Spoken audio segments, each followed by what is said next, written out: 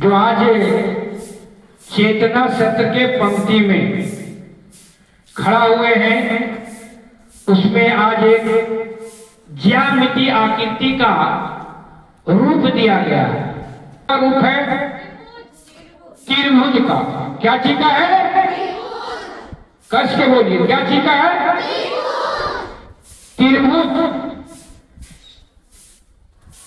अब बताना है आप लोगों को कि त्रिभुज तो है, लेकिन जो आकृति ये बन रहा है, कौन सा त्रिभुज का आकृति बन रहा है? समबाहु त्रिभुज। तो कोई बच्चे जो है यहाँ आइए और समबाहु त्रिभुज का परिभाषा बताइए कि हम लोग कैसे इसको कहेंगे कि समबाहु त्रिभुज। जिसके तीनों कोण बराबर होते हैं उसे समबाहु त्रिभुज कहते हैं। और तीनों कोण का मान 60 डिग्री होता है। और भुजा भी बराबर होगा। भुजा भी बराबर होगा। एक भुजा और एक भुजा बराबर है, वो भी भुजा बराबर है। मतलब कि समबाहु त्रिभुज जिसका तीनों भुजा बराबर हो।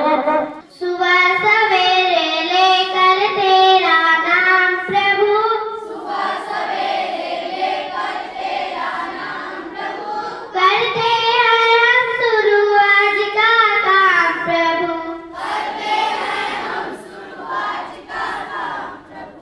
चलिए सौरभ कुमार आएंगे अखबार वाचन के लिए। सौरभ कुमार।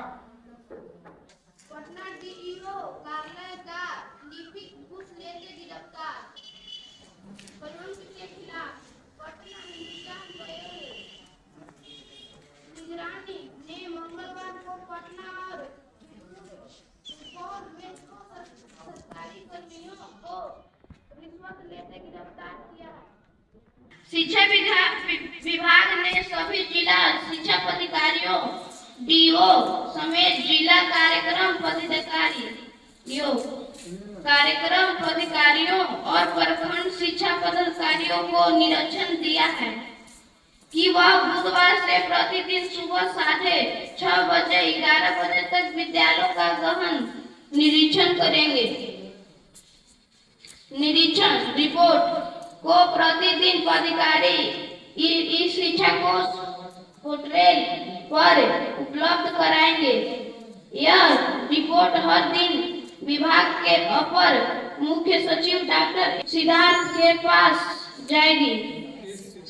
आज की प्रातः सभा में भाई और बहनों की कुल संख्या 68 हुई। देखिए, आज की प्रार्थना सभा में भाइयों और बहनों की कुल संख्या 68 हुई। तो संख्या को बढ़ाइए आप लोग। इसलिए सरकार का जो सोच है गुणवत्तापूर्ण पढ़ाई, गुणवत्तापूर्ण मध्याह्न भोजन। और अभी अखबार वाचन में देख रहे थे, शिक्षा विभाग ने फिर से एक नियम बनाई है कि कहीं न कहीं विद्यालय में भी गड़बड़ी हो रहा है। इसलिए डीईओ और अन्य पदाधिकारी जो जिला स्तर पर है शिक्षा विभाग को, विद्यालय को जांच करे, भौतिक सत्यापन कि क्या सही मायने में बच्चा आ रहा है कि हो कोई गलत हाजिरी बन रहा है। ध्यान से सुनिएगा। अभी अखबार वाचन में सौरभ कर रहा था कि डीईओ कार्यालय पटना में घूस लेते गिरफ्तार हो गया निगरानी से। एक कहानी याद आ गई हमको। इसी पर एक कहानी सुना देते हैं कि एक राज्य में एक राजा थे। उस राजा को राबड़ी खाने का बहुत मन करता था। तो राजा ने प्रत्येक दिन राबड़ी लाने के लिए एक नौकर को बहाल किया और कहा खजांची से कि इसको डेली आप जो है 4 आना पैसा दे दिए। राजा के बात सुनकर खजांची ने नौकर को डेली 4 आना पैसा देना शुरू किया।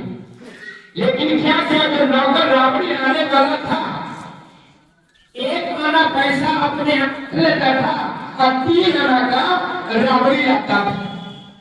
ये प्रक्रिया चलते रहता था। राजा को शक हुआ कि नौकर लगता है कि कहीं न कहीं राबड़ी कम ला रहा है, पैसा का चोरी कर रहा है। तो खजांची को बुलाया कि इसको देखो श्याम राबड़ी लाता है कि नहीं। जब गया खजांची जहां राबड़ी लाता था, पता चला कि 3 आना का राबड़ी लाता है और 1 आना अपने यहाँ रख लेता है। अब हुआ कि ठीक है, तो जब पकड़ा तो खजांची को कहा कि इसे आप भी 1 आना पैसा ले लीजिए, इस बात को राजा तक जाने मत दीजिए। हो गया। अब हुआ क्या, 2 आना बट गया इधर, 1 आना नौकर, 1 आना खजांची, 2 आना का राबड़ी जाने लगा। इसी बीच क्या हुआ कि राजा को शक हुआ, लगता है कि फिर कहीं बदली हो रहा है। तो राजा ने मंत्री को बुलाया जो सबसे अपना प्रिय मंत्री था, कहा जाके देखो, लगता है कि नौकर जो है राबड़ी लाने में कहीं न कहीं घपला करता है। तो मंत्री को भेजा, मंत्री पकड़ लिया कि तो 2 आना का राबड़ी लेता है, आने बाकी 2 आना। तो नौकर कहा कि सुनिए ना, ये सब राजा जरूरत है, 1 आना आप ही लीजिए, काम खत्म। अब क्या किया, नौकर जो है 1 आना का राबड़ी और 3 आना इधर बट गया।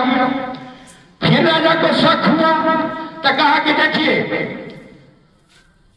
लगता है कि राबड़ी कम आ रहा है।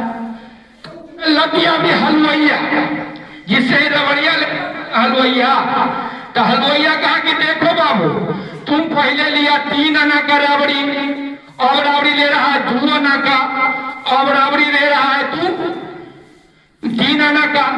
तब हम लेंगे, आप चोरी कर रहे हैं तो हमको भी कुछ। तो अब तो नौकर अपने सुपेश में है तो 4 आना, 3 आना तो निपट गया, तो नौकरों को देना पड़ा 1 आना, 4 आना साफ हो गया। तब हुआ कि राजा के राबड़ी जाएगा कैसे, मंत्री दिमाग लगाया, कहा था कि ये राजा हमको पकड़ लेगा, हम मंत्री हैं, क्या राबड़ी ले ही मत जाओ। राबड़ी नहीं ले गया और राजा सो गया। जब राजा सो गया तो मंत्रिया क्या किया कि चूना के और राजा के मोछ में लगा दिया। उठा राजा तो कहा, हो राबड़ी लाया था? तो मंत्री कहा, हाँ हजूर, राबड़ी लाए थे ना, आप तो नींद में इतना सोए हुए थे कि आपको हम खिला दिए, आपको पता भी नहीं चला कि राबड़ी खाने मुख में लगा हुआ। अब राजा आईना में देखता है, सही में उजला दिखाई दे रहा है।